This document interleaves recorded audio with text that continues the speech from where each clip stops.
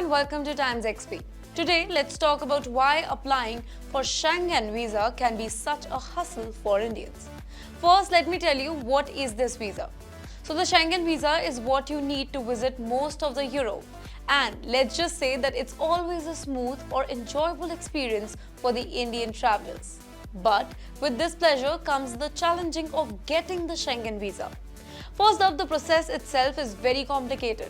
While a US visa application is no walk in the park, the Schengen visa process often feels so much more demanding.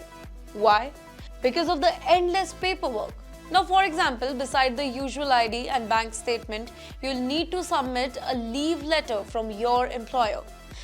If you're a student, you need a letter from your educational institution, and that's on top of the proof that you plan to come back to India after your trip. Now let's talk about the numbers. Over 9,66,000 Schengen visa applications were filled by Indians in 2023 alone, and India ranks third in the world in terms of Schengen visa applications.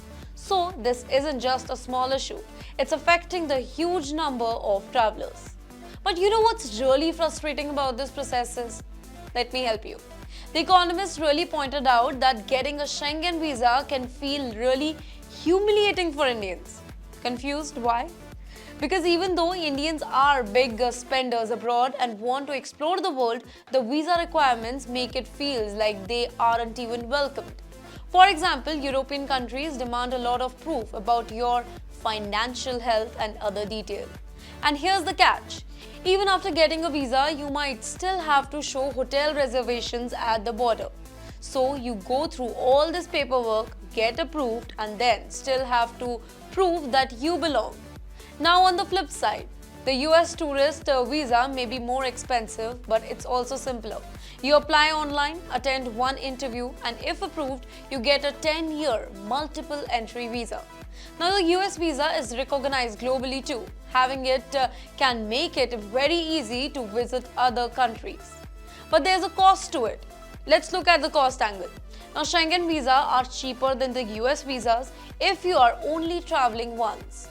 But if you're visiting Europe multiple times, the cost adds up fast.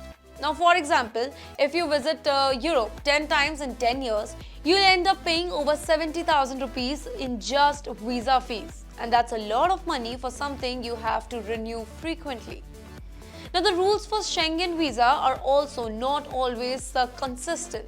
Sometimes consulates have their own local rules. For example, if you apply in Mumbai, you might get priority if you're traveling to the Europe recently.